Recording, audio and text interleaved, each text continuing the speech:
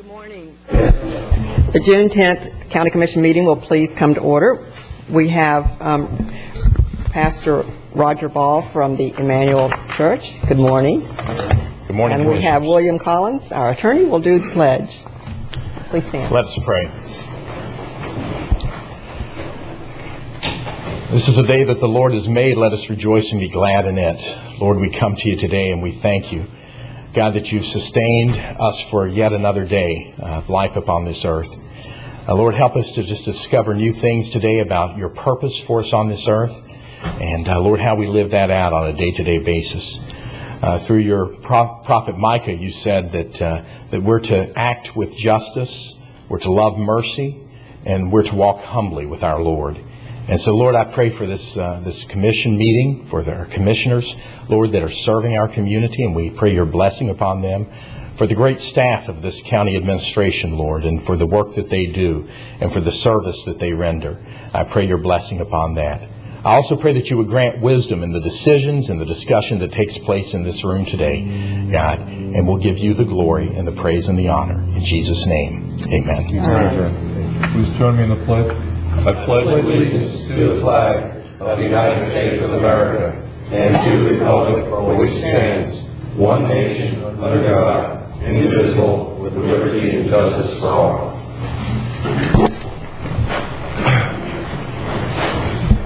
Thank you very much. We have an addition and a deletion. We have a deletion of 10B1. Mr. Graffanti will not be here today. And we have the president of the Rock Ridge Homeowners Association, Mr. Phil Carpenter, here. Yes, he is. And he asked to present something to all of us, if that would be okay. May I have a motion on Move that? to accept as amended. Second that, Madam Chair. I also have another addition. Okay. I'd like to add a speaking request by Andy Mandel, better known as the Walking Man. Okay. Where would you like that put, Commissioner? I guess we could take Mr. Graffanti's spot. Otherwise, if there's no objection, otherwise you can put it on my item. But don't object to putting it in Mr. Graffanti's spot. It's Yeah. a little ahead of yours, if that's okay. Thank you. I appreciate that. All those in favor? Aye. Aye. Opposed? Passes 5-0. Thank you very much. Bill?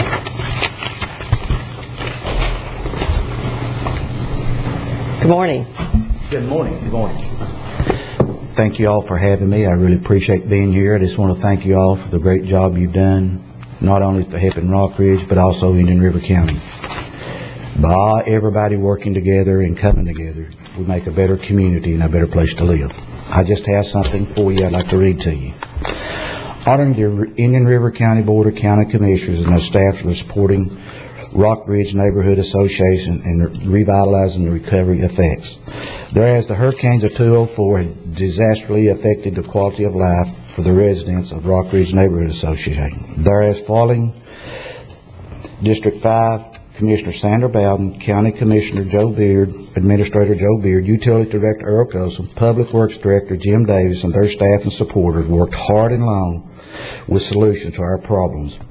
And on June 20th, 2006, as a result of the homeowners' presentation to the Indian River County Board of County Commissioners, the Commissioners unanimously adopted a resolution to support the Rock Ridge Property Homeowners Association in their effort to utilize and protect their neighborhood. And whereas the outstanding assistance given by the county staff members, Utility Project Director Larry Brown, Road and Bridge Superintendent Terry Cook, Design Engineer Chris Caper, On-Site Engineer Deed Howard, and Public Works Chris Moore and Keith McCullough, our community is well on its way to recovery.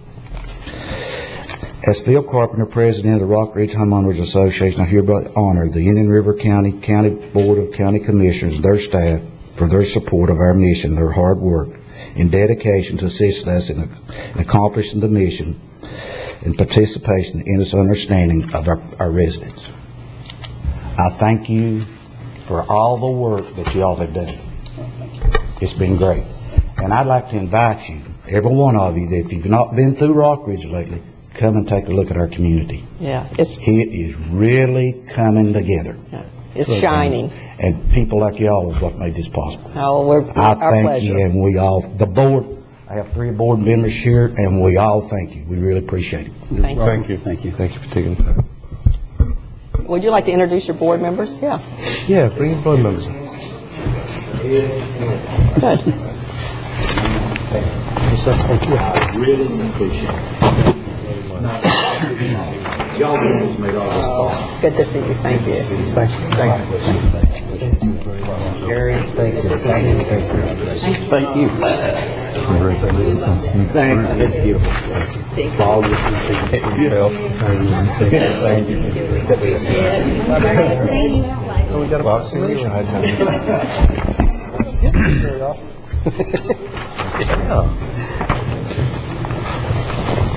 Madam Chair, if I could just make some. Yeah, I was going to make That's fine. Sure. note that Commissioner Flesher just said, and I agree with him, that this is the first time we've ever gotten a proclamation. We usually give them, but now thank you for our first. It's our pleasure.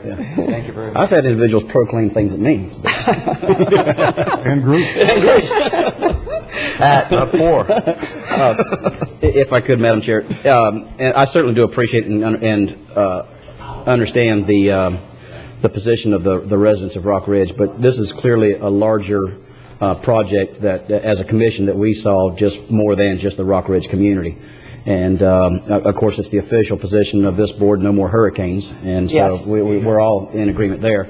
But in reality, we know that what we had there was a disaster after we had seen it happen with the sewage issues and it flowing into the lagoon. So while it might be seen as a Rock Ridge project, I'd like to state that it's clearly a community project helping clean up the lagoon and to make a better sewer system than what was initially put in there. So it benefited the citizens of Rock Ridge, but additionally, it benefited our lagoon, therefore the entire community.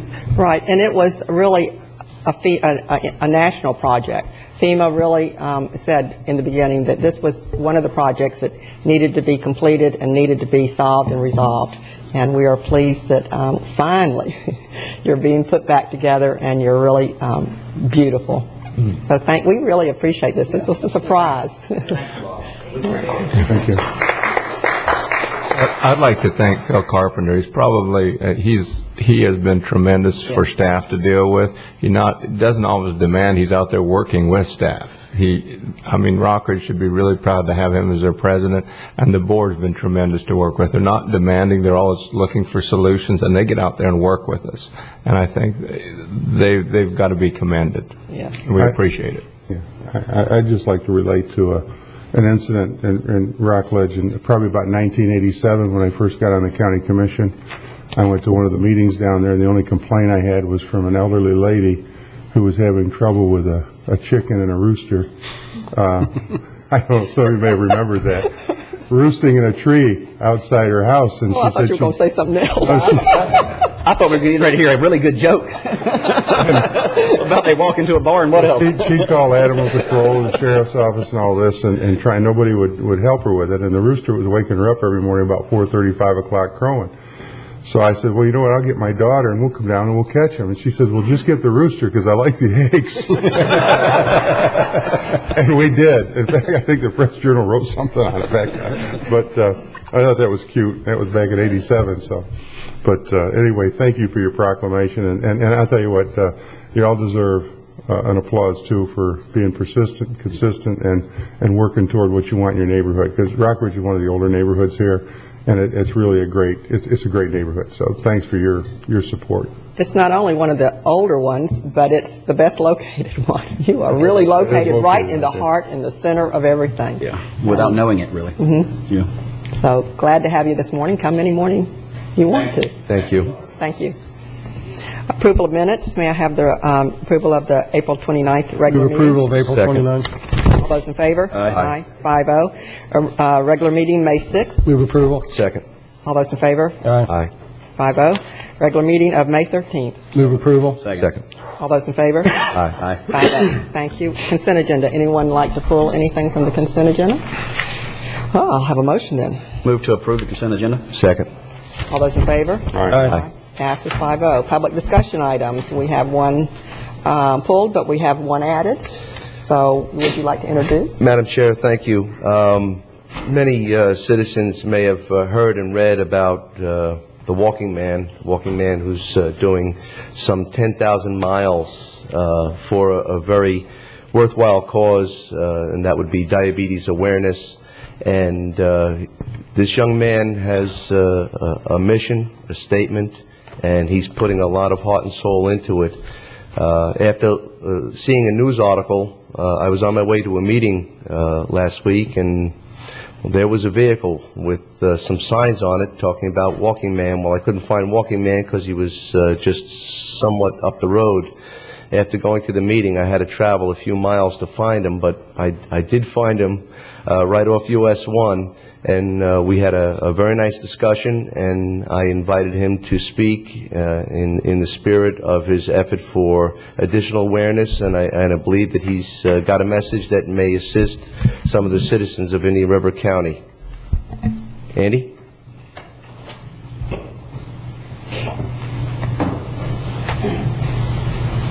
Oh, thank you very much. Before I get started, I would like to distribute to the commission just a little bit of information, and I don't have something else, but this is a brochure of information on, it's a diabetes screening test brochure. Thank you. Hello. And Thank you, sir. you, sir, you are the head commissioner. No, she honey, is. I am. Yeah. Madam Chair. Yeah. They let the girl do it every now and then. Yeah. Sorry. Yeah. This is for you. Wesley This just thank is you. my uniform. I'm terribly Oh, no, that's fine. And this is a theme song, and I hope you'll enjoy it, but that Okay. absolutely captures exactly what this walk is about. In 3 minutes, it's a catchy tune. I hope you enjoy it. I hope you wear the hat well. Oh, sure. And, super far out. And I'll have something else in a moment for you as well. Thank you.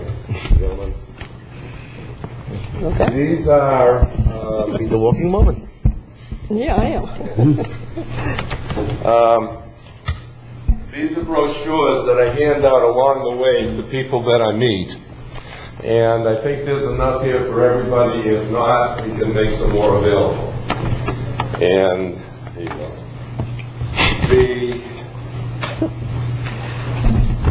As Commissioner Fletcher said, you know, he found me, but in the course of this walk, and I'll tell you a bit about that in a moment, over 69,000 people have come out to greet me and my tour managers, Russ and Shirley Barrett, Andy?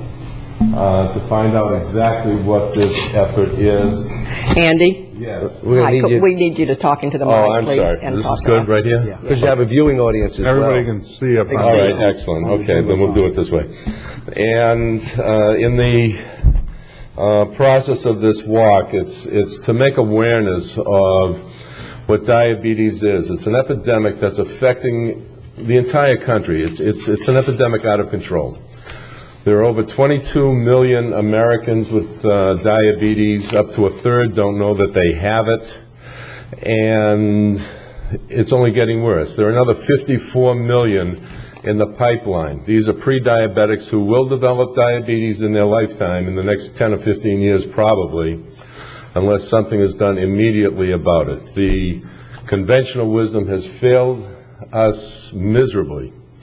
Existing organizations and, frankly, the government has just not stepped up to the plate, and this epidemic is so bad now that 1 out of 3 kids born from the year 2000 going forward is expected to develop diabetes in their lifetime. So it isn't working what's going on. Additionally, we're out here to let people know about the risk factors, the warning signs, the complications, and the high cost of diabetes. The risk factors are such that we know now, even before birth, who's likely to develop diabetes, and we can prevent it in up to 95% of the cases. Our Western approach to things is curative. Let's wait for somebody to develop diabetes, and then we'll address the issue. An Eastern philosophy is preventive. And that's what the Defeat Diabetes Foundation, Mr. Diabetes, and this walk are promoting, is prevention. So we know that with the risk factors, and let me just basically give you some idea of just how easy it is to prevent diabetes. It's insane how easy it is. All right, if you're black, if you're Hispanic, if you're Asian, if you're Pacific Islander, if you have diabetes in your family, going back generations, there's a genetic link to diabetes. If you weighed more than 9 pounds at birth, that's a risk factor both for the baby and for the mother. These are risk factors from even before you take your first breath. If you have any of those risk factors, you want to be aware of it and already at the point of birth be under proper medical care. And that proper medical care requires an endocrinologist. If you had a heart problem, it would be a cardiologist you would see. A skin problem, it would be a dermatologist you would see. And in diabetes issue, it's an endocrinologist.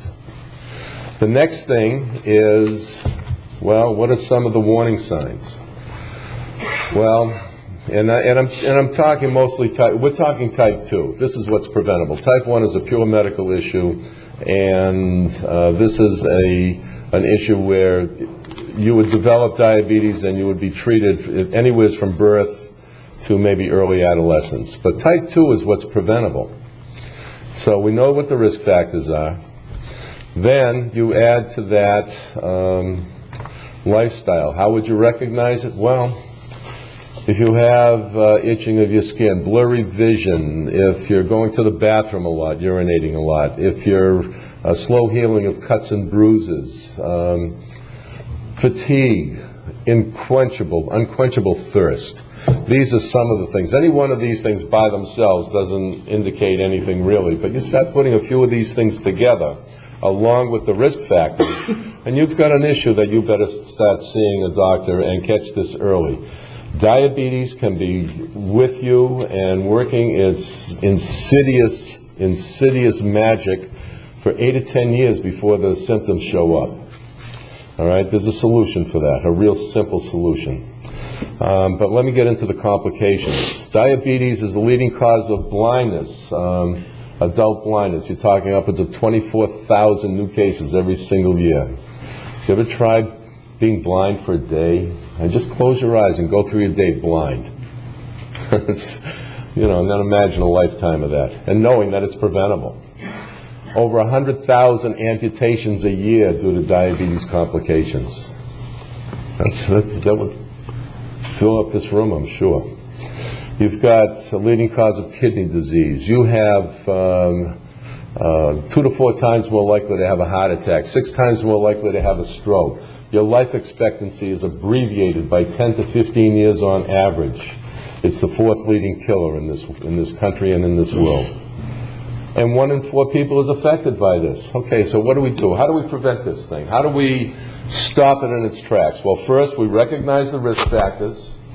We recognize what some of these complications and warning signs can be, and there's a very simple test. If you're hearing it for the first time, something's really wrong with this country, because you shouldn't be hearing it from a stranger walking through your community. The A1C test. Anybody here know about the A1C test? This test is absolutely infallible. It will tell you if you have diabetes 8, 10 years before the symptoms show up. And if you're in the risk factors, you just get started early. The fix for diabetes is really very simple. It's hard to implement, but it's very simple. We all learned it in 1st grade. See a doctor, eat right, and exercise. Now what's so, we get away from it. Life interferes. But we got to get back to that, and we can bring our kids up to appreciate those 3 things. And if they're in the risk factors, get to that endocrinologist. Regularly, periodically, but regularly, you have that A1C test. I have here for the commissioners, this is our white paper. The numbers change and they get worse as time goes on, but this paper is a compilation of various issues that I've run into in communities as I've done this walk.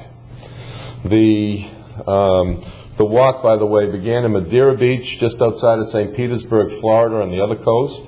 I've already walked from Madeira Beach to San Diego, from San Diego up to Seattle. Seattle at the Space Needle, I took a right turn, crossed the Cascades, went over the Rockies to the coast of Maine, and now I'm walking down the East Coast all the way down to the Florida Keys, to Key West, at which point I'll turn around, come back up to Madeira Beach. So it'll be over 10,000 miles that I'm walking. And I'm walking through every single community in a straight line. Every inch has been on foot. I go where the road takes me, through communities large and small, affluent and poor, peaceful and dangerous. It doesn't matter. It just goes wherever the road takes me. Russ guides the, points the direction I just walked. This white paper addresses a number of issues that I have run into in various parts of the country. And we not only point out what those issues are, but we offer solutions. A lot of the issues would be anywhere from parks and recreation areas. Are they safe? Are they well lit? Are they patrolled so that parents and grandparents and kids can go to these parks and enjoy what they have to offer? School lunch programs, that's a big thing. Vending machines, farmers markets, how are the roads? Are they safe? Are they passable? Are they walkable? Are they, where are the hospitals, fire departments, police stations? Where are all of these things? Are they in the community? Are they around so that everybody can take advantage of their presence? I gotta say, coming through York County, you guys are right on. I mean, this is, because I go slowly, and I'm taking pictures, and Commissioner Fletcher will tell you that we've got cameras going all day long. We've got a camcorder going. We've got hundreds and hundreds and hundreds of hours, all of community and people that we met. Off my hip, I take anywhere from 200 to 500 pictures a day. So from my walking perspective, I have a pretty good handle on what's going on in the community. Russ out of the car, or Shirley, they're taking pictures, another couple of hundred pictures a day. Again, what's going on in the community. So I have a pretty good handle what's happening around here, and you guys are right on. So, Well, glad you stopped by and you're walking home and you're almost there. well, thank you. And I want to leave this with you. And if we can be of any service, please, you've got the numbers. Defeatdiabetes.org. We have about 3,000 pages of information there on diabetes. I'll leave this up here for, okay. And again, defeatdiabetes.org, please visit us, say hello, and remember that A1C test, all right, that'll save lives. Thank you. And if you get tired, Andy, or anything, and Andy, if I may offer some, if you get tired or anything, just take your hat off. I bet that thing weighs 20 pounds. I'm assuming that has something to do with the local flair and as you have come through the communities? People have honored me with pins. They want to have a piece of the walk. It's a bit of encouragement, and actually I ran out of room on the hat. I have many more that are going on to a vest that I will actually wear as well, but I just haven't gotten around to fitting one. Well, good luck. And thank you. Mr. Medell, thank you for your commitment. Thank you.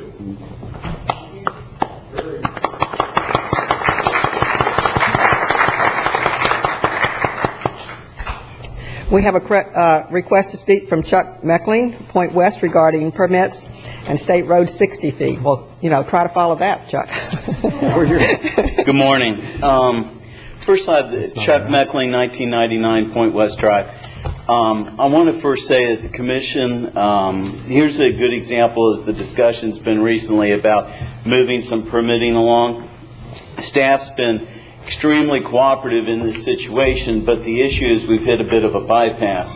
And I could go through the chronological order of the State Road 60 fee, starting with March 19th, 2007, when a motion was passed and it was set at $7,677 a trip based on the $38 million budget for the stretch from 66th to 82nd. May 1st, 2007, it was first collected, and then in January 15th of 2008, the Commission approved the joint participation agreement with the adjusted fee being decreased to $5,884 a trip based on the new budget of $34,669,601. On the January 22nd minutes that were approved, it was at direction of commission for the revised ordinance to come back to the commission. Here's where we had, in a cooperative effort with P&S Properties, with Proctor Construction, there's a medical building that's ready to start at the entrance of Point West. They have a budget. The budget was based upon the fee cost of the $5,884, and they had purposely waited till that had passed in January 15th. April 22nd, I had a meeting with Joe Baird and staff. They were extremely cooperative in an attempt to allow that budget number to be applied, but because of the ordinance not coming back in front of the commission, there was a need to have some other avenue taken. And what I would hope to do is that today that the commission might find it to allow this to take place. The hard bids came in the first week of May. Those bids were in the $17 million range, plus inspection, plus engineering. So as you can see, the cost factor has constantly come back in line with where many of us in industry thought it should have been originally. I understand DOT submitted preliminary budgets for this situation. Staff's been very cooperative, but like they said, Chuck, you need to come back and ask the commission if there can be some cooperative effort done to try and move this along. Like every business, Proctor is one of those that steps into an agreement to build something on time, on budget, and what we're trying to do is in a cooperative effort stay in line with that. Chris, could you? And one of the things that I just wanted to show the commission, because I don't know if people have actually seen this, but I'd like to show a picture, the rendering of what this building's going to look like, and there'll be two of them that'll come in play. But this is the first one that they will be looking at. And when we talk about growing with grace, when we talk about having services in a geographic section of a county, this is exactly the vision that we're trying to accomplish in this county. I think that the late Jerry Swanson helped coordinate and start this whole effort with this building, and in part his vision of that, and the cooperation with the investment group and P&S Properties ramrodding this situation has been such that it's going to be an asset to the community, not only how it physically looks, but as well as what it'll provide in that geographic section of the county. It takes trips off the road when you can go to a local medical facility. It takes trips off the road when we can go about having office space and other things that allow people to just simply not drive as much on the road system. And hopefully here, or I can't get it to come up. Technology is going to fail us. But You can pass it around. yeah, let me.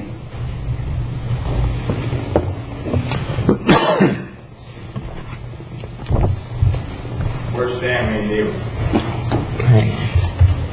And so what we're hoping is that possibly in the spirit of expediting permitting and trying to get things on track, I believe the permit is ready to come out of the building department, and the hang up right now is to try and have no problem paying the $5,844 fee while the county is working towards the finalization of the ordinance that's going to come back in front of everybody. But that's the sort of thing that I hope that we could try as a community come together to actually do, and in doing such, allow this project to move forward. Madam Chair? Yes. I have been discussing this with County Attorney Collins, and kind of the staff is bringing forward an updated ordinance in July, which will have the corrected interest-free cost. But the problem we're facing now, as Mr. Meckling explained, is we've got a community effort ready to start work tomorrow on putting people to work, and it's just mainly a technical glitch that we haven't gotten a current ordinance to allow them to move forward. And so what I would like to make a motion at this point is that we approve a pending ordinance setting the State Road 60 interest share fee for this particular phase at the $5,884 level or lower, because the construction bids might come in a little bit less than that. But if we, yeah, that would be the not to exceed figure. And by setting that pending ordinance, it'll allow the permits to be issued, and we can put people to work tomorrow instead of having to wait 3 or 4 weeks just on a technical glitch. I agree. I will second it. And we don't want to hold up the work. We don't want people not to be out of work and sitting around waiting for the paperwork to pass through. So I think this is an excellent first step. And this will be a very short-term pending ordinance, unlike the last one, which had a long lifespan, because staff is bringing the ordinance forward in July, so it's not going to string this out too long, but it'll set the legality in place where they can pull their permit and put people to work. You will be bringing this forward when? My understanding is it's been being advertised for July 1st, and my concern about it was we have an ordinance in place with a $7,000 or $7,600 fee now, which is required before a permit's pulled. And as of yesterday morning, we didn't have these numbers that we're talking about today. As long as the numbers are hard and the staff feels sure that those are the numbers that are going to come forward in the ordinance, I think we can invoke the pending ordinance because it's so specific at this point in terms of the numbers. But I also have to say that you can't waive the ordinance or invoke a pending ordinance simply for one project. I think anyone that comes in that owes a State Road 60 interest share fee between now and the adoption of the ordinance would be eligible for the same. And that is clearly my intent, that we don't want to single any one establishing- person out or one project out. Yeah. Joe, do you have anything to add? Yeah, the $5,884 number we've had in place since January we've known. We're also going to reduce that further. We're coming with the joint participation agreement next week, but there's a process we have to go through that has to be approved with the state, and it's coming next week, and that'll reduce it even further. But we're saying going with the $5,884 charge, which we've had for some, we've calculated that. And yesterday we calculated it's even going to go lower, but we can't institute that until we approve the agreement with the state, which is coming. And it'll go to $4,000 and $4,054 after that. So it's even going to go lower. And what about what the ordinance we're going to recommend doing, the emergency ordinance that we're recommending, pending ordinance we're recommending doing, is going to bring it to $5,884. And is the other lower, whatever it comes out, or you think this is hard? We can't do the other one really legally because we have to sign another agreement with FDOT next week. You will get it. I can't, legally that would be impossible because we have to do that first. Okay, so we're recommending going to the $5,884 level. Okay. Any further discussion? Yes. I can't even imagine that we would pass a pending ordinance today with this being under public discussion. I haven't seen any of the backup material for the ordinance or where this is going. We've got something scheduled next week, another public hearing in a couple of weeks. And to do a public, to quote you, to do this on the fly, you know, there's nothing here to make a decision on other than a couple of comments being made. And I think we need to follow the process here, and we need to know what we're doing is proper and current. And I certainly don't have the information and the backup and everything to make this decision and have a pending ordinance that's going to affect this county right now when we're that close to having an ordinance. What are we, 3 weeks away? I don't see the rush here, and I think I can't support this. Madam Chair? Yes. That's Commissioner Wheeler brings up a good point, but I disagree. And unusual. I know. and we've been seeing these prices come in lower and lower, and in fact, actually, I anticipate even a lower price on phase 2. But to focus on phase 1 and the significance of 3 weeks being in business, having a small business, and understanding what it's like to have all your money tied up in something like that, 3 weeks is a pile of time. And this, in my opinion, dovetails directly in with where this commission was talking and putting their money where their mouth is last Absolutely. week. If this were Piper right now, 3 weeks could have been significant enough. They might not have chosen this community if they were in this situation. If it's not Piper, but we're doing this for everybody, and in the event Piper expands, they're going to have to probably pay this because they're within 8 miles of our of State Road 60. And it's just time to move forward with this. And 3 weeks is a lot of time. 3 weeks is a lot of time, and I'm ready to... Madam Chair? Yes. I concur with what Commissioner Davis said, and also understand Commissioner Wheeler's concerns, but the fact of the matter is, January 15th, we did vote, and I believe it was unanimously, to go with the $5,844 fee. So all we're doing now is just implementing that 3 weeks earlier. So I understand Commissioner Wheeler's concerns, but I do feel this is important to move this forward and get people to work tomorrow. And I do too. I don't think that there's a risk factor here. I think that our intent... No, because we have the data from Jason, the actual price will be lower. So actually, we're making them overpay at this point. And but I think this is a good they're willing faith to do that. effort like we want to do. When a problem or a glitch comes up and we can look at it and reasonably feel that we can help, we want to help. And we want to everyone to stay in business, and we want the workers to work. So I'm all for this type of thing. And, Madam Chair, in support of some early discussion, I believe it was sometime in February when we were discussing the decision that occurred on January 29th, and we were looking at the budget forward, and Joe Baird had brought some information about what we might expect. I believe that we were all in agreement that we needed to look at creativity and a more diversified mindset to ensure the sustainability of Indian River County, and I think this is one step in the right direction that echoes those words. So I'm in full support of this motion. Any other conversation on this? We have a motion and a second. All those in favor? Aye. Opposed? Aye. Passes 4-1 with Commissioner Wheeler objecting. Thank you. We have notice of public items, of scheduled public hearing on June 17, 2008, final public hearing to consider adoption of ordinance extending the mining moratorium by 6 months, memorandum dated June 3rd, 2008, that is legislative. We have utilities, authorization to accept extension of St. John's Water Management District Alternative Water Supply Cost Share Agreement for Integrated Water Resources Program to reduce stormwater and reverse osmosis concentrate into the Indian River Lagoon, UCP 2097. Memorandum dated May 28, 2008. Madam, I'll move staff recommendation. I'll second that, Madam Chair. Any discussion? All those in favor? Aye. Aye. Thank you. Amendment number 3 to work order number 2 to PBS and J, addition of 3 wells at North County RO plant to help reduce impacts to the local well fields. Memorandum dated May 23rd, 2008. May I have a motion? Move staff recommendation. Second. Discussion? All those in favor? Aye. Passes 5-0. Thank you. Boy, we're moving right along.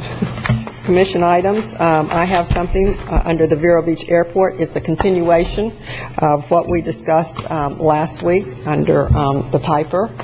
And it's economic development, and I've asked Eric Minger, who is the airport director. He's been the director for 12 years for the city of Vero Beach. He's also a pilot himself, to give us an update presentation of the airport and what's going on at the airport. But before I do that, I want to really piggyback on what we just did today and on the new consensus that we are business friendly. Would like the chamber under economic development to resubmit their budget. I think that it is crucial that we put our money where our mouth is. There are priorities here. So before we get to the budget part, I would like for them to, because they came in very, very low, we asked everybody to, and I would like them to now come back with this new mindset to see what they can do with and what they think they need to go forward in this new environment. Do I have any conversation on that? Just, Madam Chair, as a liaison, I'll make sure that your message is And is that's passed what, on to them. I'm really picking back on your message. I watched the meeting a couple of times, to tell you the truth, and you specifically stated we might have to relook at this and rethink it. Oh, absolutely. I think you're absolutely on target, and if we don't step up to the plate right now, then we're just mouthing. Okay. We So will I would pass that on. urge you to, Thank you. you know, move that forward. Any other comments? Do we need a motion on that? If you'd like, Let's do a motion so that we're loud and strong. I'll move it. Okay, I'll You know, second. this isn't even on the agenda. And Sandra, you know, you're the one that always gets upset about not having backup material, not having things on the agenda, doing things on the fly, moving forward. This all sounds nice. And I don't have a problem with you and Peter recommending this, but I have a problem making a motion to move forward with this when it's not even on the agenda. We have an agenda for a purpose, and we're not following that agenda. Well, this is part of the economic development, and I do have the leeway to do this. And it is not, You haven't added it to the agenda. How can you talk about it? we can talk about, this is economic development. And I guess, I understand, Commissioner Wheeler. I'm not trying to upset you. I'm not, it's not a matter of being upset, it's a matter we got policy and procedure, and we ought to follow it. Madam Chair. Yes. Commissioner Wheeler, you've got a legitimate point, and if I thought this was changing anything at all, it's clearly not. All it's doing is saying, listen, Chamber, come back. This isn't spending of dollars, not anything on staff's time or anything like this. It's simply for them to come back and to readdress the budget cut. And I have no problem with what Sandra said or what Peter said in passing this message on, but to make it official, do a motion when it's not even on the agenda, I think it's inappropriate. As long as it happens, I don't care whether there's a motion or not. I think it will happen. Okay, all those in favor? Aye. Aye. Passes. Opposed. All opposed? I'm opposed. Okay, passes No sense in having an 4-1. agenda if we're just going to add things at will. Passes 4-1. Thank you. Now we would like to invite Eric to come to the podium. He has a PowerPoint for us, and I have a copy for everyone. Good morning, Eric. Good morning.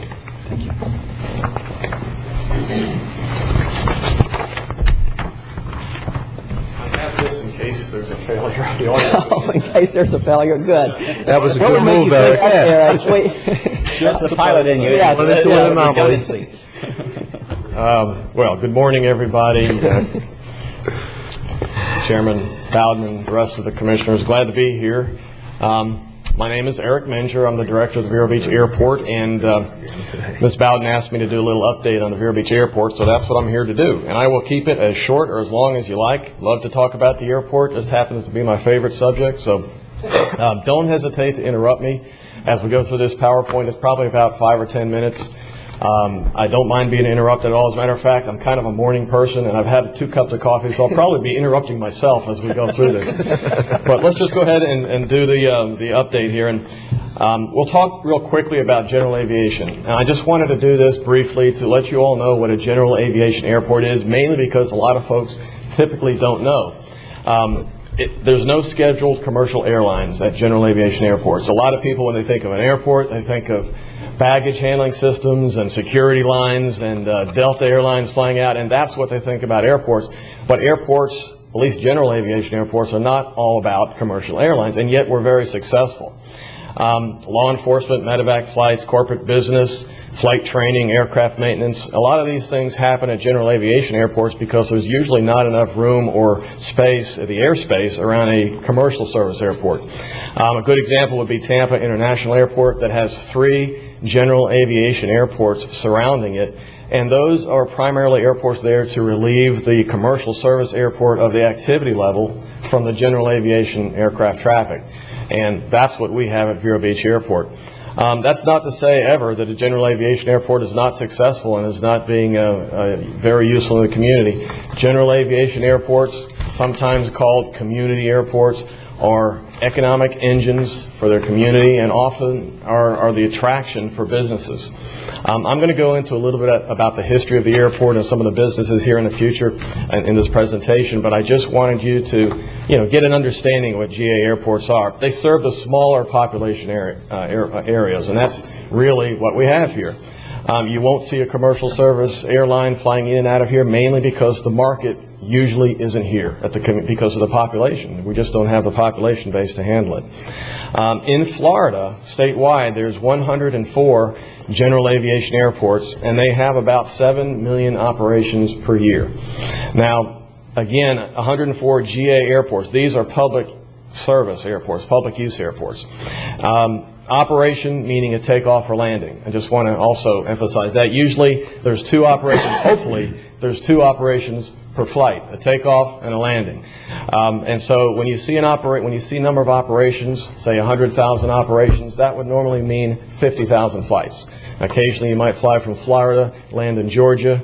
That would be one operation in Florida and one that would be counted in Georgia. But an operation is a takeoff or landing. And Florida is second in the nation in GA operations. We're behind California. Again, a lot of that is because of the population, but also because we have normally wonderful climate and weather, and we have flat land, so it's good for flying. Okay, next slide. Let's focus a little bit on Indian River County. We have 3 airports in Indian River County that are public use airports: Vero Beach, Sebastian, and New Hibiscus. Now, Vero Beach and Sebastian are publicly owned airports. So they also have New Hibiscus, which is a private airport, but it's public use. It's licensed by the state of Florida to allow public transportation in and out of the airport. Those are the 3 that we have. We may have others in the county that are known by the state, but may not be publicly licensed. They could be a ranch owner, a heliport somewhere. But the 3 that are active, that are publicly licensed in our county, are Vero Beach, Sebastian, and New Hibiscus. And Vero Beach is the largest. We're the most active. We have about 160,000 operations out of the Vero Beach Airport, and we're the only airport that has the Federal Aviation Administration Air Traffic Control Tower. The other 2 airports currently do not have towers. All 3 airports combined in Indian River County are about 260,000 operations per year right now. So we're fairly busy in Indian River County.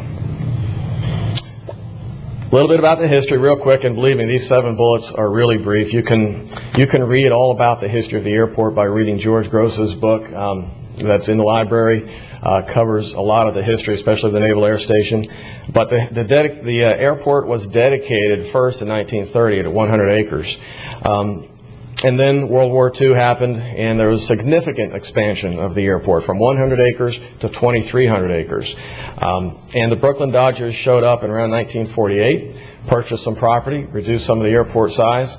Also, we had Piper and Flight Safety, as you all know, come in the years of 57 and 66, and that reduced the airport to the current about 1,700 acres that we have.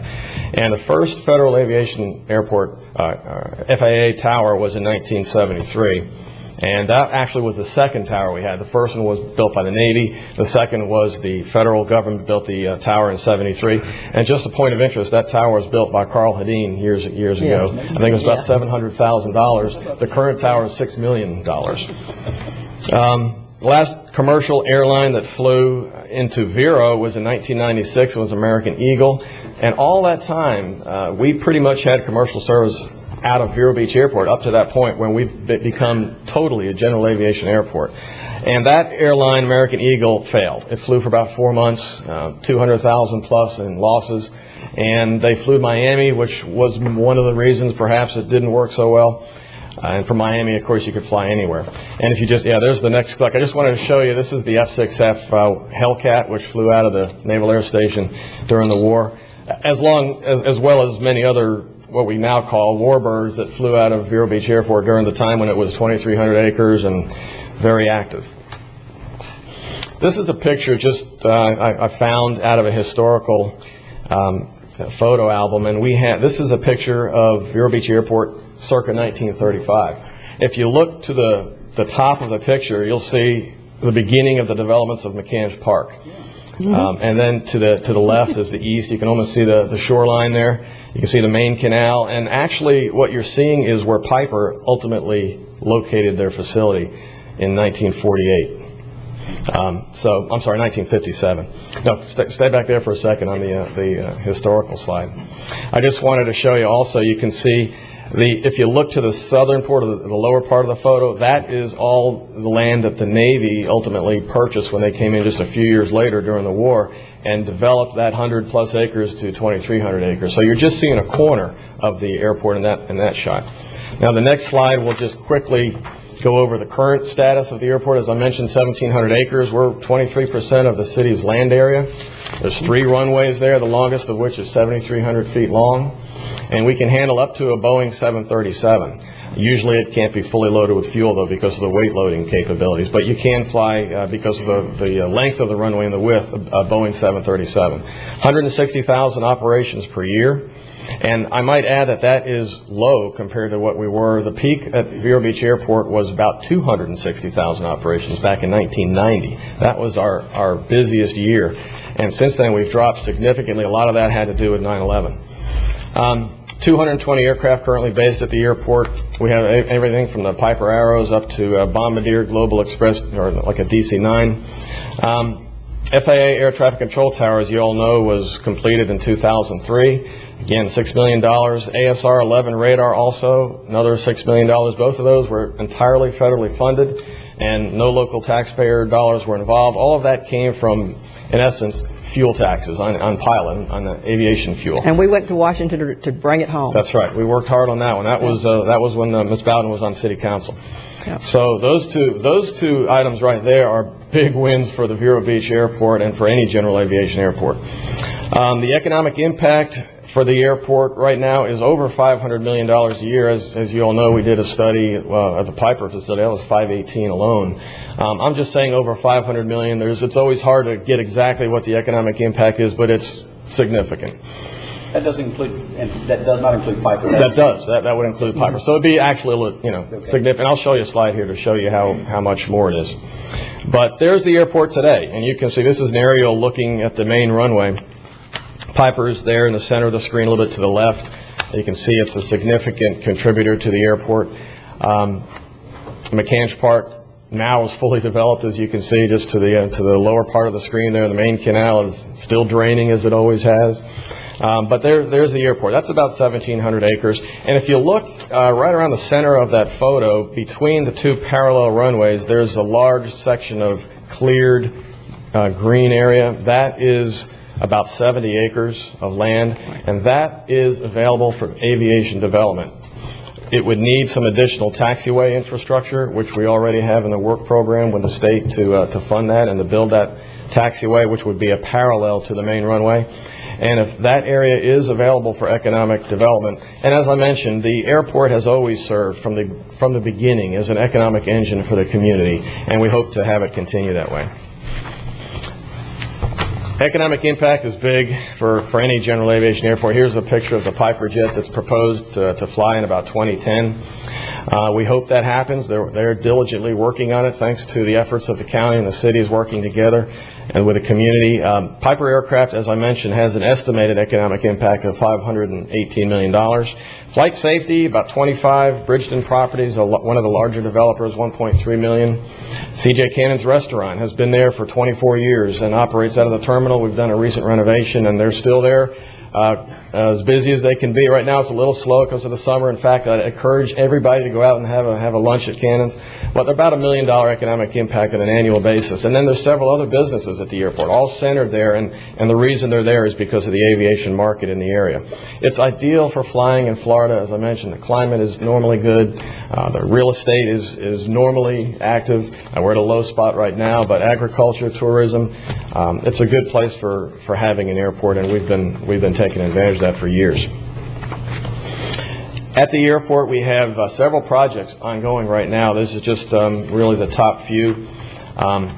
We are working, as you all know, with the county and the city, both working on an aviation boulevard improvements with some landscaping that will significantly improve both the usability for automobiles as well as pedestrians and bicyclists. We'd like to continue to work with the developer on 8 acres for a corporate park in the center part of the airport that's already been leased, and we're working to have that built out. Again, a lot of the market right now is slowed, but when it comes back, they'll be well poised to develop that area. There's 7 acres also along Aviation Boulevard for retail shops that would possibly work in conjunction with a future hotel near the current Dodger Town site. Airport security is always, we're always under the microscope from the federal government and make sure we update our airport security. We're working on that. We've already done some things. We're going to rehabilitate the small runway this coming year, and that'll be the utility runway on the north side. Enhance some taxiway markings. That's a mandate by the federal government. The good thing about that, it's a mandate, but it's a funded mandate. They're actually going to pay for most of that. And then we're renovating the terminal building, which you all have seen underway, and I handed out a photo. I don't know if we probably can't put it on the overhead here, but you all have a photo. And also, if you take a look at the next picture, you'll see what it looks like under construction. In the top left is the old terminal building that was built in 1965.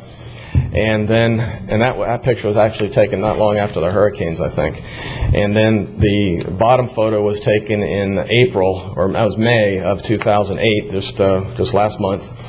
The roof now is about 80% complete, but you can see how we've totally done a facelift on the terminal building. The facade on the right side of the big photo is the same as the picture on the inset. So that's the terminal building look as it was in '65 and how it will look right with the renovation. And of course, the foundation was kept and the walls were solid. It was just the plumbing, the electrical, bringing the building up to code, hurricane code and ADA code. And now we think we're nearing completion. We should be done in October, and everybody is invited to come out. October 24th will be the ribbon cutting. So. Oh, good.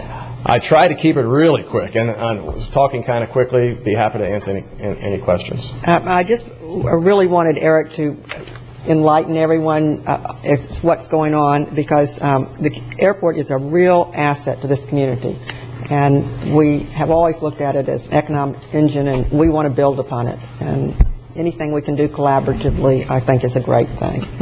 Yes, Peter. Eric, one question. I know that there's some very small little regional airlines that are fairly heavily subsidized by the federal government to connect little general aviation airports like ours to a bigger hub, like, say, Orlando. Is there any chance of one of those ever coming back and working out of Vero? Or I think so. I mean, you never know what's going to happen, but the security requirements are probably our biggest issue right now, because even if it's a scheduled airline service of any size, it's going to have some sort of TSA oversight, Transportation Security Administration.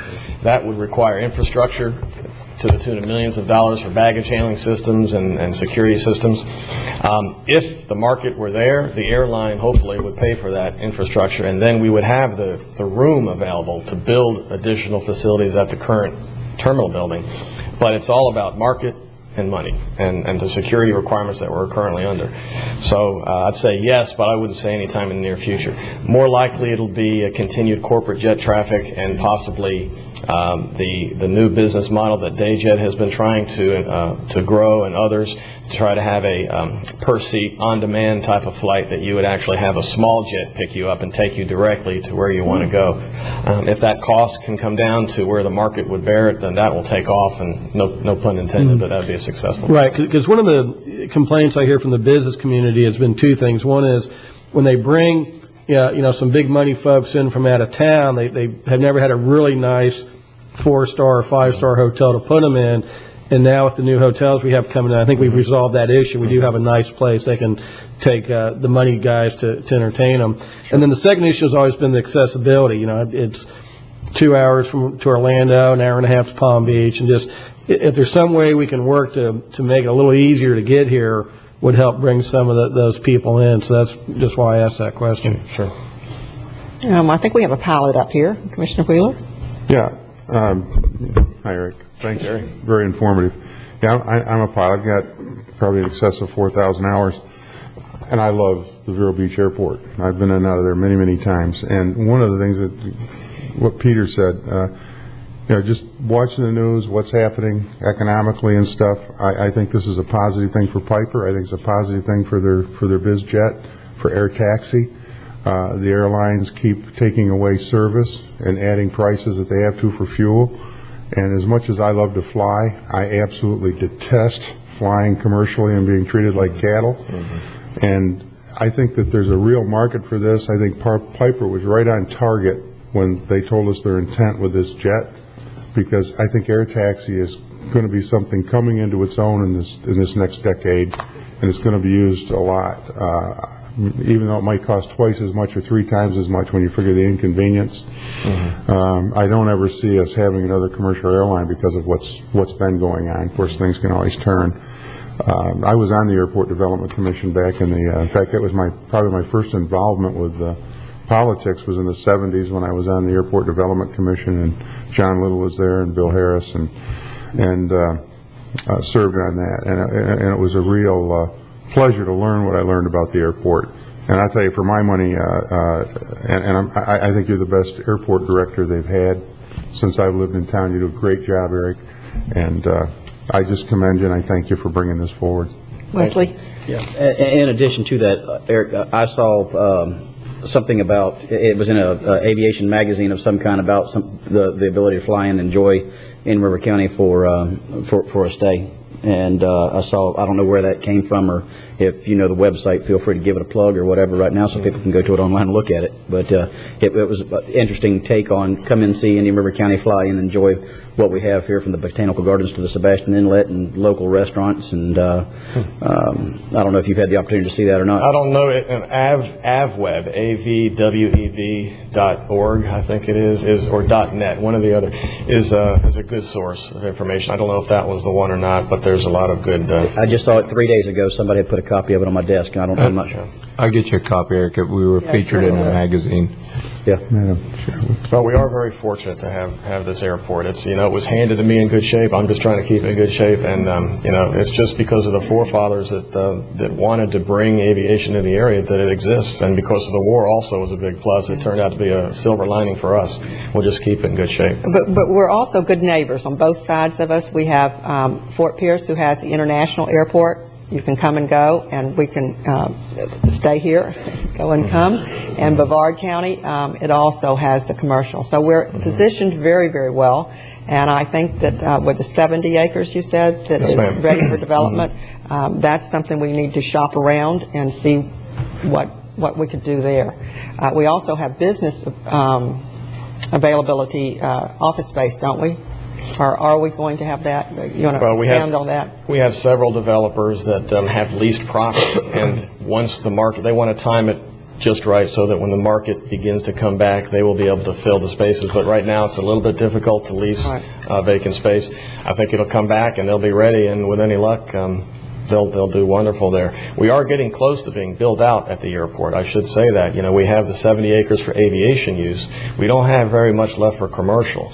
But there is the large area to the north of the airport that's designated for conservation right now. Much of that will have to remain conservation. But there are pockets within those conservation areas that if we were to look at the comprehensive plan and work together, we could probably open up 1 or 2 small commercial developments in there. Eric, you mentioned earlier Dayjet, and increasingly we're looking up and seeing more commuter jets out there, and the private market, the 7 to 10 passenger jet being up there. Have you seen an increase in desire to call Vero Beach a home as far as a destination point for those commuter jets? Yes, sir. I think, just like Commissioner Wheeler was mentioning, a lot of folks are a little bit disappointed with the commercial service airlines and the customer service they're receiving. So those who can are looking more toward other ways to travel by air. Corporate jets, if the price meets a certain mark, will be very attractive for a lot of folks. Start off with the better heeled folks, but as the market increases, more and more people will take advantage of that, and that will probably take over time, especially with the increase of fuel costs, because people will be more apt to maybe spend the dollars rather than drive even. But there is an increase in corporate jet traffic at the airport. There is an increase in demand for hangars for those, but most of our airspace, our aviation land use, is leased. So we're going to have to depend on those who have already leased the property to meet the market demand and build the hangars. There are opportunities to pursue grants to build hangars in a speculative fashion. Typically, the City of Vero Beach and I have not pushed speculative building. rather leave it up to the developers because they know the market the best and just lease the property, and then ultimately when the market reaches a point where the developers feel it's needed to build the hangars or the buildings, there will be available space for them. Commissioner Wheeler. Thank you. And just one other accolade to the city of Vero Beach and quite frankly the leadership to John Little. I don't know if it's still the case, but when I was on the Airport Development Commission, we were one of the few general aviation airports in the country that operated in the black and not in the red. And I'm assuming you still are, and it's Yes. good business practice, and like putting, T&D out there, the transmission, and much of this was done, and John Little was really a good businessman, along with being a good city manager. And so it's nice to know that the city's got good business principles. Well, of course, Eric has his own facility out there, and he's the landlord. And it's a little different. I think the city is your biggest tenant still. Is that the case? No. No? We have about about $2 million in rental income per year, and about $400,000 of that comes from the city. Yeah. So that's a good chunk of change. There's no doubt about it, and certainly the city is a wonderful tenant to have because Yes. they're going to pay the rent every month. You got that. But we also It's hard to have. increase that rent. That's right. That's the downside. But we're doing fine, and like Commissioner Wheeler said, we're self-sufficient. We don't depend on tax dollars to operate. Well, Eric, I thank you so much for coming and sharing the renewal information about the airport, and look forward to working with you. My pleasure. Thank you, Eric. Thanks for the fine work you do. We have one last item, Solid Waste Disposable District. Request to trade emission offsets of landfill gas on the Chicago Climate Exchange. Memorandum dated May 27th, 2008. May I have a motion? I'd like to hear how this works. Sure. Okay. Good morning, Commissioners. We'd like an explanation. Sure. Good morning. Himanshu Mehta, Managing Director for Solid Waste Disposal District. It is exciting to be here to talk about this with you. About 11 months ago, when we first obtained approval from you to talk about landfill methane gas, to talk about carbon trading, and to give you projections at the time of what the whole carbon trading business is and what we're looking at in terms of net revenue, to come back at this point now to say that we've had a successful project in terms of carbon trading, and to share with you some of the results and have the opportunity to bring to you the ability to sell our carbon offsets. But before going into that, let me just back up a little bit about what is our system, what we have now, a little bit about the carbon exchange, Chicago Climate Exchange, and then the project itself. Our landfill's been operating for about 30 years, and just the natural decomposition of waste materials and whatnot produces the methane gas. And over the years, that volume has been increasing. However, we're below any regulatory requirements or threshold requirements requiring any sort of collection of that gas over the years. Several years ago, in 2004, at your direction, we installed a gas collection system, and we've been collecting the methane gas from our landfill, and we've been flaring it. And that cost was about $1.5 million initially to put that whole system in, and some positive benefits of that. Principally the odor control issue at the landfill, and environmental issues as well, in terms of destruction of gases that we know methane can promote global warming. So we're doing a positive thing in incorporating a system like that. And one of the things as we look at global warming and whatnot, methane gas is 23 times more powerful in trapping heat, if you will, than carbon dioxide. So we're doing a positive thing for the environment. But again, it was a voluntary system that we put in for environmental benefit. And then here's where the opportunity came in. About 11 months ago, we came to you and we said, there's a market out there. We're doing a positive environmental project right now with collecting our gas and flaring it. But there's a market out there that looks at giving carbon offsets for projects such as ours. And this is the Chicago Climate Exchange. And this is a world's first and North America's only voluntary, legally binding trading system to reduce emissions of all 6 major greenhouse gases. And they do employ a third-party verification system, and they've been trading greenhouse gas emissions since about 2003.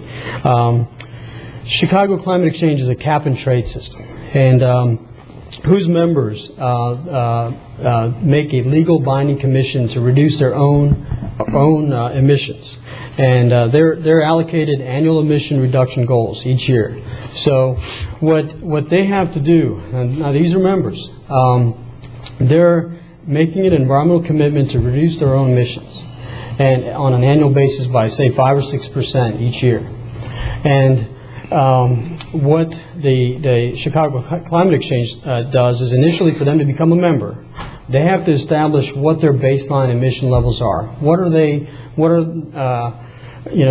is their contribution to global warming? So they have to establish a baseline. They also have to set reduction goals by 5 or 6% each year.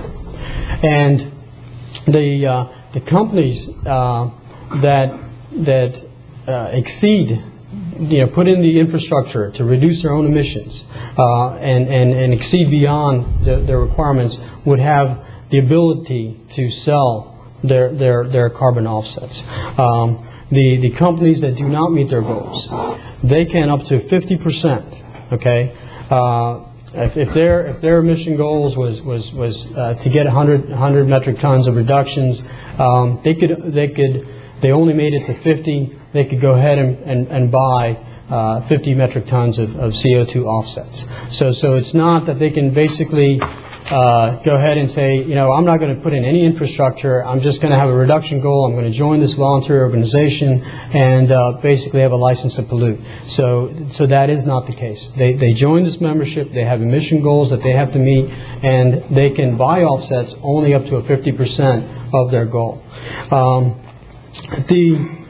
In terms of a project like ours, our landfill methane gas and a lot of agricultural operations that are small operations like ourselves that are on a voluntary basis, we have the ability, basically, because we flare our methane gas, convert to CO2, we can take advantage of a system like this because it's treated as a commodity. So the offsets that we generate at our facility can be traded on this market. Looking at our project right now, and the information that we provided, we had a third-party verification company come in to basically look at our records, to verify our flow rates, our emissions for a period of October 25th through December and all the way up to March 11th. And they basically have come through and verified that we have the ability to sell about 19,000 metric tons of CO2. Looking at the market rate at the time that we did the agenda item, about $7.40, we were looking at a net revenue after all the expenses of about $90,000. The current market rate right now, it has dropped a little bit. I think there's excess volume. It's a market, so there's an excess volume of offsets right now, so the price has dropped. But we're still looking at a net revenue of $50,000 of that period that we're talking about. Overall, for this project, which we're looking at through 2010, we're looking at about 160,000 metric tons of CO2 that we could trade on this market, and we're looking at a range of, back in the first agenda that we did, from about $350,000 to all the way up to about $700,000 of net revenue. So again, when we talk about the investment that the county made in putting a system in like this at about $1.5 million, this is a little bit of a return on our investment at this time. In terms of the future of our system, what we're looking to do, and we're actually out there right now for a gas to energy project and a waste to energy project. So we have a window of opportunity right now to basically take advantage of this type of a market out there. And ultimately what we're going to be doing is that we're going to have another revenue stream. We're going to convert that gas to energy and sell that as electricity and get another revenue stream that way. So again, between where we are now and we get to the ability to sell it as electricity, we have an opportunity to make our offsets available on this market and get some net revenue back to the county. That's net new revenue, Yes, yes. new revenue. Madam Chair? Yes. First and foremost is I wanted to publicly thank Hamachu for finding this avenue of revenue enhancement. We had early discussions about the gas generation at the landfill, and I think he should be commended for finding this out, Eric Olson for moving it forward, and just increasing our revenue enhancement. I'm fully in support of staff's recommendations and will make that motion. However, we've had additional discussions, and the amount of methane that is apparently produced at the landfill site, while we were able to harness this and sell it on the exchange, we have had other discussions, and hopefully we'll be able to harness it and put it to good use within the county. The amount of methane that is used most certainly can operate a small facility, and that was generated right after we had seen a commercial on a company that operates wholly on regenerated gases, and Hamachu is also working on that as we speak. So with that in mind, I'd like to make the motion to support staff's recommendation. I'll A second second. that discussion. Okay. I'd like to echo what Commissioner Fletcher said. I think it's great what we're doing as far as this county is concerned, although I got to tell you, I apparently have a tremendous lack of understanding about how this works. Let me ask you if this comparison would be close. Let's say the Brooklyn Bridge reduced traffic by 10%, so they sell that 10% that doesn't exist anymore to the Golden Gate Bridge in California so they can increase their traffic by 10%. So I think with this shell game, we can make money off from it. It's wonderful. So thank God for global warming so we can make money off this shell game. Because that's what it is. We're selling something that doesn't exist so somebody really doesn't have to reduce their emissions. I mean, am I off target? I think it's great for us. Don't get me wrong. I mean, I love recouping some of the money that we've spent for this, but it's almost laughable. In fact, it is laughable. Madam Chair. I understand. I don't agree with that. Just real quick, I'm going to support this, but I guess the only thing that I have that concerns me is if we change our mind 3 days later after we sign this. I don't want to be in an agreement that we can't live up to and there's fines and we need to do something to produce this to live up to commitments on some kind of an exchange. Do we have an exit strategy out of this in the event that things go south? These offsets have been verified. So in terms of once this report is submitted and the exchange makes a deposit, if you will, into our consultant Geosyntec, who's an offset aggregator's account, we have the ability to sell that at any time. No, that's not my question. My question, and I'm good with reports and everything that's in here. I guess looking at another community is very close to us, power situation of some kind where they've entered into an agreement. Do we have the opportunity to get out of this agreement and go back to the way it was, or in 5 years from now, if technology changes to the point there's a higher and better use for this, to undo what we've done? I just don't want to commit this community to something that today looks good that in the future could go south. No, it's in our control. It's our discretion. We're not signing any sort of long-term commitment on this exchange to participate in this exchange for a long period of time.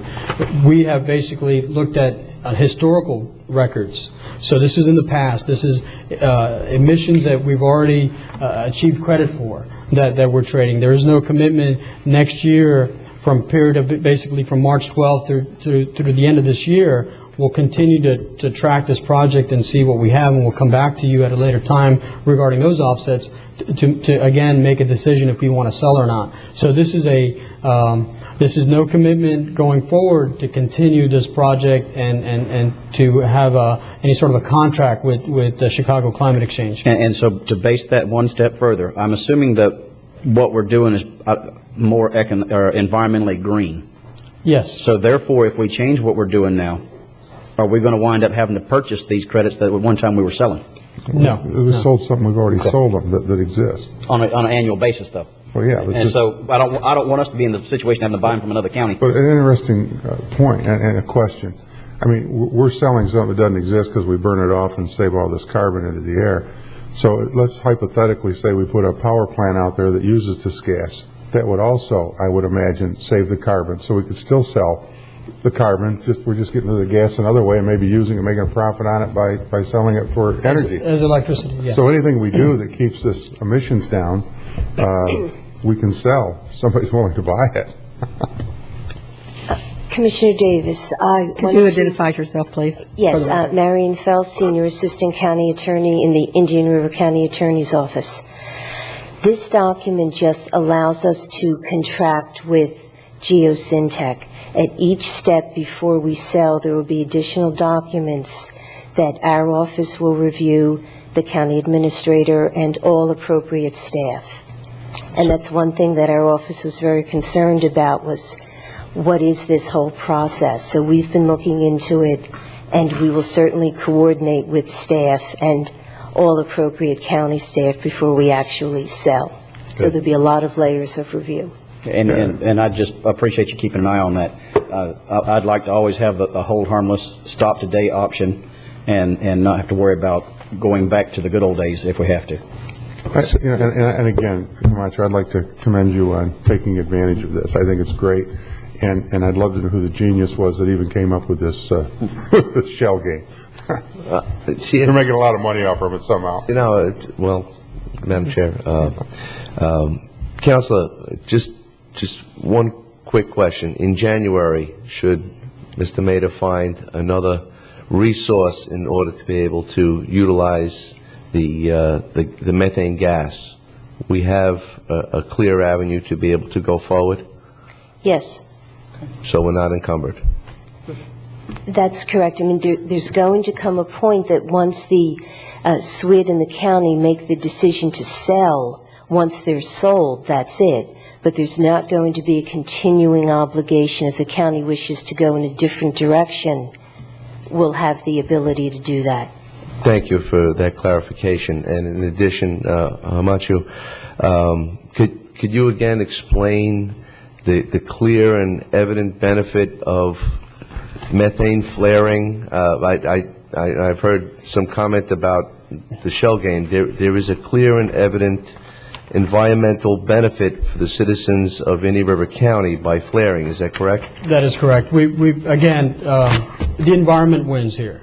We with the collection process that we're doing, the collection of the methane, the flaring of the methane, the environment wins.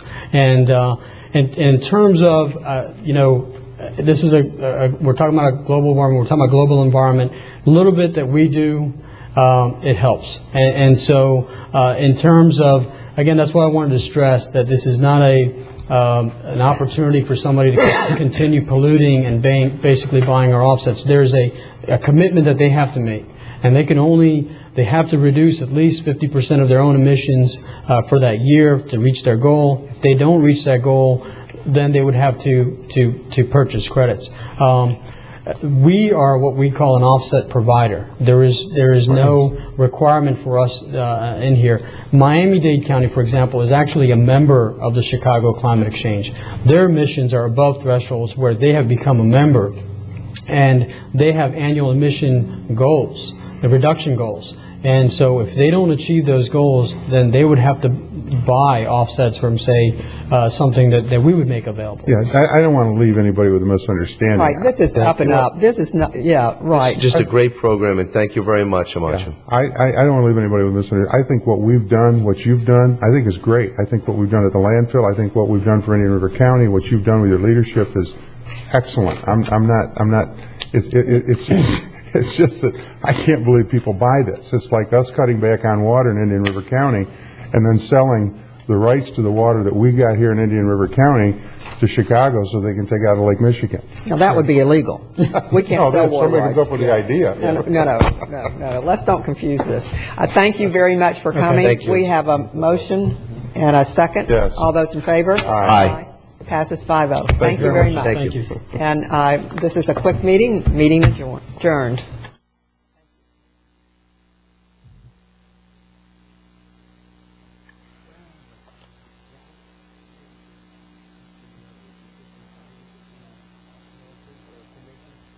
you doing?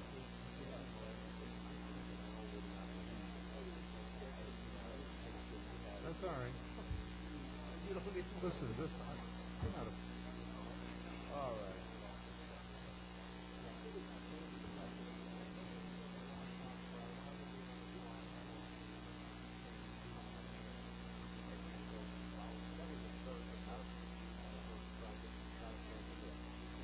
The one you made.